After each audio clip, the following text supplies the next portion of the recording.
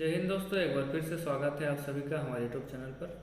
तो हम लोग क्लास 10th यानी जैक बोर्ड के मॉडल पेपर कर रहे थे, जो 2022-23 के लिए मॉडल पेपर जैक के द्वारा जारी किया गया है।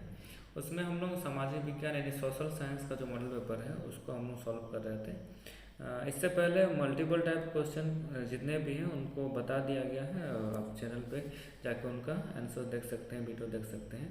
और हम लोग अभी कर रहे थे सब्जेक्टिव टाइप क्वेश्चन, यानी ऐसे क्वेश्चन जिनको आपको आंसर जिसको लिखना पड़ेगा। ठीक है, तो इससे पहले हम लोग एक वीडियो कर चुके हैं, जिस वीडियो में हम लोग क्वेश्चन नंबर 8 को कवर कर लिए थे, यानी उस टॉपिक को कवर कर लिए थे जिस टॉपिक से क्वेश्चन नंबर 8 जो है हमारा फ्रेम हुआ है। यानी अब उस टॉपिक से संबंधित अगर एक भी क्वेश्चन आता है तो इसका आंसर आपके पास होगा, क्योंकि हम लोग टॉपिक को पहले ही समझ चुके हैं। आज हम लोग क्वेश्चन नंबर 9 को देखने वाले हैं। तो वीडियो में आगे बढ़ने से पहले मैं आप लोगों को एक बार बता दूं कि क्वेश्चन नंबर 8 से लेकर 14 तक जो दिया गया है ये सभी 3 अंकीय प्रश्न हैं। यानी इन सभी प्रश्नों के उत्तर के लिए आपको 3 अंक मिलने वाले हैं, और इन सभी प्रश्नों का उत्तर आपको लिखना है अधिकतम 150 शब्दों में। ठीक है, तो बिना देरी किए हम लोग चलिए क्वेश्चन नंबर 9 को देखते हैं। और क्वेश्चन नंबर 9 जिस टॉपिक से रिलेटेड है उस टॉपिक को अच्छी तरह से समझने वाला है, और उसके बाद इस क्वेश्चन का एक जो सटीक आंसर है वो कैसे लिख सकते हैं वो भी मैं आप लोगों को प्रोवाइड करने वाला हूँ। यानी इस क्वेश्चन का एक सटीक आंसर भी आप लोगों को मैं देने वाला हूँ, वो वीडियो के एंड में आपको मिल जाएगा।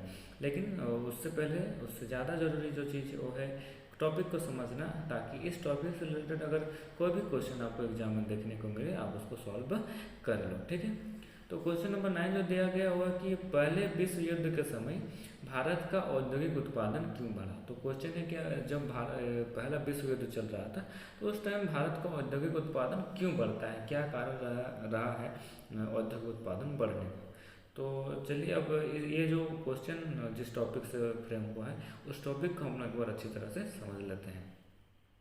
टॉपिक समझने के बाद हम लोग खुद ब खुद इस क्वेश्चन का आंसर जो है कर पाएंगे, वो आप लोगों को पता भी चल जाएगा, आप खुद इसका आंसर लिख पाएंगे जब आप टॉपिक को समझ जाएंगे। चलिए अब पहले हम लोग उस चैप्टर पर चलते हैं, उस टॉपिक पे चलते हैं। तो ये क्वेश्चन जो फ्रेम हुआ है वो हमारे हिस्ट्री के चैप्टर नंबर 4 से हुआ है, जो कि है औद्योगिकरण का युग। ठीक है, हिस्ट्री में हमारा चैप्टर 4 है औद्योगिकरण का युग। इस चैप्टर से ये क्वेश्चन फ्रेम हुआ है, और इसमें से जिस टॉपिक पे क्वेश्चन आया है उस टॉपिक को हम लोग एक बार देख लेते हैं। तो ये एक टॉपिक दिया गया है बुक में, जो कि है औद्योगिक विकास का अनूठापन। ठीक है, देखिए क्या लिखा है, इसको रीड करते हैं, रीड करते हुए इसको समझते चलेंगे, उसके बाद हम लोग इसके आंसर में चलेंगे। भारत में औद्योगिक उत्पादन पर वर्चस्व रखने वाली यूरोपीय प्रबंधकीय एजेंसियों की कुछ खास तरह के उत्पादों में ही दिलचस्पी थी। उन्होंने औपनिवेशिक सरकार से सस्ती कीमत पर जमीन लेकर चाय व कॉफ़ी के बागान लगाए, खनन, नील व जूट व्यवसाय में पैसे का निवेश किया। इनमें से ज़्यादातर ऐसे उत्पाद थे जिनकी भारत में बिक्री के लिए नहीं बल्कि मुख्य रूप से निर्यात के लिए आवश्यकता थी। तो औपनिवेशिक काल में क्या होता है, वो लोग यहाँ पर ज़मीन लेते हैं और बहुत सारे फसल उगाते हैं, बहुत सारे जैसे कि आप चाय आ गया, कॉफ़ी आ गया, नील आ गया, तो ये जूट वगैरह आ गया, तो ये सब को लोग उत्पादन इसलिए कराते हैं ताकि इसका निर्यात किया जाए भारत से। ठीक है, 19वीं सदी के आखिर में जब भारतीय व्यवसाय उद्योग लगने लगे तो उन्होंने भारतीय बाजार में मैनचेस्टर की बनी चीज़ों से प्रतिस्पर्धा नहीं की। भारत आने वाले ब्रिटिश मालों में धागा बहुत अच्छा नहीं था, इसलिए भारत के शुरुआती सूती मिलों में कपड़े के बजाय मोटे सूती धागे ही बनाए जाते थे।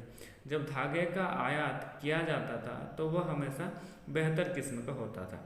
भारतीय कताई मिलों में बनने वाले धागे का भारत के हथकरघा बुनकर इस्तेमाल करते थे या उन्हें चीन को निर्यात कर दिया था। ठीक है, तो उस टाइम क्या होता था, मैनचेस्टर से भी जो ज़रूरी चीज़ें हैं वो आ जाती थी, और यहाँ पर जो कताई होता था वो चीन वगैरह को निर्यात कर दिया जाता था। 20वीं सदी के पहले दशक तक भारत में औद्योगिकरण का ढर्रा कई बदलावों की चपेट में आ चुका था। स्वदेशी आंदोलन को गति मिलने से राष्ट्रवादियों ने लोगों को विदेशी कपड़ों के बहिष्कार के लिए प्रेरित किया। तो इससे पहले वाला लेक्चर में या फिर इससे पहले वाला वीडियो में हम लोग जो क्वेश्चन कवर किए थे, क्वेश्चन नंबर 8, उसमें आप लोगों को देखने को मिला था असहयोग आंदोलन। ठीक है, जिसके अंतर्गत हम लोग क्या जानते हैं कि उस टाइम जो असहयोग आंदोलन चल रहा था, तो सभी लोग जो विदेशी चीज़ें हैं, औपनिवेशिक चीज़ें मतलब ब्रिटिश जो चीज़ें हैं उनका विरोध कर रहे थे, उनका बहिष्कार कर रहे थे। तो इसी क्रम में क्या आता है कि विदेशी कपड़ों का बहिष्कार किया जाने लगा। तो ऐसे कपड़े जो मैनचेस्टर से आते थे, मतलब उस वहाँ से आते थे, तो उन कपड़ों का बहिष्कार किया जाने लगा और लोग उनको नहीं पहनने लगे। ठीक है, औद्योगिक समूह अपने सामूहिक हितों की रक्षा के लिए संगठित हो गए और उन्होंने आयात शुल्क बढ़ाने तथा अन्य रियायत देने के लिए सरकार पर दबाव डाला। 1906 के बाद चीन भेजे जाने वाले भारतीय धागे के निर्यात में भी कमी आने लगी। चीनी बाजारों में चीन और जापान की मिलों के उत्पाद छा गए। ठीक है, और कुछ ऐसे माल जो यहाँ पर बन रहे थे और जा रहे थे चीन, वो भी अब कम हो गया। कम इसलिए हो गया क्योंकि चीन में जो है कि जापान और चीन के उत्पाद जो हैं अब छा गए थे, आ गए थे। फलस्वरूप भारत के उद्योगपति धागे के बजाय कपड़ा बनाने लगे। 1900 से 1912 के भारत में सूती कपड़े का उत्पादन लगभग दोगुना हो गया था। तो 1900 से 1912 तक तो जो भारत में सूती कपड़े का उत्पादन हो रहा था वो दुगना हो गया था। अब यहाँ से थोड़ा ध्यान से सुनिए। पहले विश्व युद्ध तक औद्योगिक विकास धीमा रहा, मतलब पहला जो विश्व युद्ध शुरू हुआ उससे पहले तक औद्योगिक विकास मतलब काफ़ी धीमा था, नॉर्मल टाइप का था। लेकिन युद्ध ने एक बिल्कुल नई स्थिति पैदा कर दी। ब्रिटिश कारखाने सेना की जरूरत को पूरा करने के लिए युद्ध संबंधी उत्पादन में व्यस्त हो गए। तो ब्रिटिश जो कारखाने थे वो किस कार्य में लग गए? सेना के लिए युद्ध से संबंधित जो चीज़ें थी उनके उत्पादन में व्यस्त हो गई।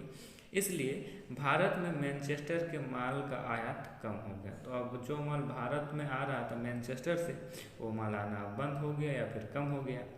भारतीय बाजारों को रातों रात एक विशाल देसी बाजार मिल गया। ठीक है, तो अब जब मैनचेस्टर से माल नहीं आ रहा था तो जाहिर सी बात है कि यहीं के जो लोकल माल है उनका डिमांड बढ़ जाएगा, उनका मांग बढ़ जाएगा। तो भारतीय बाजारों को रातों रात एक तो बहुत बड़ा, भारत का क्षेत्रफल तो काफ़ी बड़ा है, बहुत बड़ा देसी बाजार मिल गया। युद्ध लंबा खिंचा तो भारतीय कारखानों में भी फौज के लिए जूट की बोरियां, फौजियों के लिए वर्दी, कपड़े, टेंट और चमड़े के जूते, घोड़े के खच्चर की जीन तथा बहुत सारे अन्य सामान बनने लगे। अब जब युद्ध लंबा चल रहा था तो इसमें क्या होता है कि भारत के जो कारखाने थे उनको भी ऑर्डर आ गया कि वो जूट की बोरियां बनाएं, जूती बनाए, वर्दी आदि बनाए। ठीक है, तो ये सब चीज़ का जब ऑर्डर ज़्यादा आने लग गया तो ये लोग भी अपना उत्पादन बढ़ाने में लग गए। तो इस क्रम में क्या होता है, नए कारखाने लगाए गए, पुराने कारखाने कई पालियों में चलने लगे, बहुत सारे नए मजदूरों को काम पर रखा गया और हर एक को पहले से ज़्यादा समय तक काम करना पड़ता था। तो अब क्या हो गया, नया नया कंपनी लगाए गए, नए नए कारखाने लगाए गए। जो पुराने कारखाने चल रहे थे उनको अब कई पालियों में अलग अलग शिफ्ट में चलाया जाने लगे। नए नए मजदूर को भर्ती कराया गया ताकि ज़्यादा से ज़्यादा काम हो सके। ठीक है, और यही कारण था कि युद्ध के दौरान क्या होता, औद्योगिक उत्पादन काफ़ी तेज़ी से बढ़ने लगा। आगे बढ़ते हैं, चलिए। युद्ध के बाद भारतीय बाजार में मैनचेस्टर को पहले वाली हैसियत कभी हासिल नहीं हो पाई। आधुनिकीकरण ना कर पाने और अमेरिका, जर्मनी व जापान के मुकाबले कमज़ोर पड़ जाने के कारण ब्रिटेन की अर्थव्यवस्था चरमरा गई थी। जैसे युद्ध खत्म होता है तो अब तो देसी बाजार ही हम लोग का मतलब छा गया था। तो अब मैनचेस्टर वाला को उतना अब वैल्यू नहीं दिया जा रहा था। साथ ही साथ युद्ध के कारण जो है ब्रिटेन की अर्थव्यवस्था काफ़ी चरमरा गई थी। तो अब उस स्थिति में ब्रिटेन अब था नहीं। कपास का उत्पादन बहुत कम रह गया था और ब्रिटेन से होने वाले सूती कपड़े के निर्यात में ज़बरदस्त गिरावट आई। ठीक है, तो कपास का उत्पादन कम हो गया था तो जो निर्यात हो रहा था वो भी घट गया। उपनिवेशों में विदेशी उत्पादों को हटाकर स्थानीय उद्योगपतियों ने घरेलू बाजार पर कब्जा लिया और धीरे धीरे अपने मजबूत कर लिया। और ऐसी स्थिति को देख के जो उद्योगपति थे वो क्या किए, घरेलू बाजार पर ही अपना नियंत्रण स्थापित कर लिए, अपना जो उत्पाद है उसको बेचना शुरू कर दिए। और इस तरह से क्या होता है, औद्योगिक उत्पादन जो है पहला विश्व युद्ध के बाद बढ़ने लगता है। तो ये था टॉपिक। अब इसका एक सटीक आंसर कैसे हम लोग लिख सकते हैं उसको हम लोग चलिए देखते हैं। और मैं आपको PDF में आंसर्स को प्रोवाइड कर दूंगा अगर आप कमेंट करेंगे तो। और चलिए अब क्वेश्चन के आंसर को देखते हैं। तो ये है मॉडल पेपर सॉल्यूशन जैक 2023 जो आपको एग्जाम होने वाला है। सोशल साइंस यानी सामाजिक विज्ञान, हिस्ट्री से जो टॉपिक बने हैं उन टॉपिक को हम लोग देख रहे हैं। तो क्वेश्चन नंबर 9 जो था वो है पहले विश्व युद्ध के समय भारत का औद्योगिक उत्पादन जो है क्यों बढ़ा। तो टॉपिक हम लोग समझ लिए हैं, आप लोगों के दिमाग में कुछ आंसर इसका आ भी रहा होगा। तो आंसर लिखेंगे कैसे ये मैंने आप लोगों को दिखाने का प्रयास किया है, और ये आंसर आप हुबहू एग्जाम में लिख सकते हैं। ठीक है, देखिए पहले विश्व युद्ध तक औद्योगिक विकास काफ़ी धीमा था, किंतु युद्ध ने एकदम नई स्थिति पैदा कर दी, जिससे भारत का औद्योगिक उत्पादन जो है बढ़ने लगा। पहले विश्व युद्ध के समय भारत में औद्योगिक उत्पादन बढ़ने के निम्न कारण थे। क्या क्या कारण चलिए देखते हैं। युद्ध से पहले भारत में मैनचेस्टर से बने माल का आयात होता था, जो कि युद्ध के कारण कम हो गया, क्योंकि ब्रिटिश कारखाने युद्ध संबंधी उत्पादन में व्यस्त हो गए। हम लोग देख चुके हैं कि जो युद्ध जब शुरू होता है तो उससे पहले क्या मैनचेस्टर से बना हुआ सामान आता था, लेकिन युद्ध के कारण अब ब्रिटेन के जो कारखाने थे तो युद्ध संबंधी उत्पाद बना रहे थे, तो क्या हो जाता है उसका आयात जो है अब कम हो जाता है। युद्ध के चलते भारत को रातों रात एक विशाल बाजार मिल गया, जहां वे अपना उत्पाद बेच सकते हैं।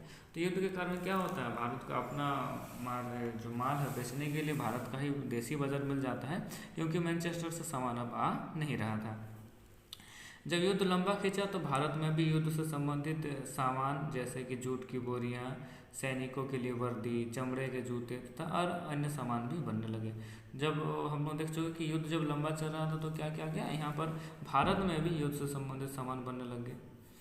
और चौथा दिया गया कि मांग बढ़ने के कारण नई नई कारखाने स्थापित हुई तथा अधिक से अधिक लोगों को काम पे लगाया गया, ताकि बढ़ती मांग को पूरा किया जा सके। तो ये सब जो कारण था, यही सब कारण के चलते पहले विश्व युद्ध के समय भारत का औद्योगिक उत्पादन जो था वो बढ़ा था। ठीक है, तो आई होप कि आप सभी को अच्छी तरह से समझ में आ गया होगा। ये इसका आप स्क्रीनशॉट ले सकते हैं, इसी तरह का आप आंसर लिखने का प्रयास कीजिएगा। पॉइंट में लिखिएगा तो अच्छा रहेगा, और ज़्यादा बड़ा भी नहीं लिखना है, ज़्यादा छोटा भी नहीं लिखना है। इस तरह से हम लोग क्या कर सकते हैं, इसका आंसर लिख सकते हैं। तो इस वीडियो में इतना ही। वीडियो में बने रहने के लिए धन्यवाद। अगर ये वीडियो आपको किसी तरह से भी हेल्पफुल है तो चैनल को आप सब्सक्राइब कर लीजिए, क्योंकि इस तरह की हेल्पफुल वीडियो अब डेली आप लोगों को मिलने वाली है। वीडियो अच्छा लगा तो लाइक कीजिएगा और दोस्तों के साथ शेयर जरूर कीजिएगा। धन्यवाद।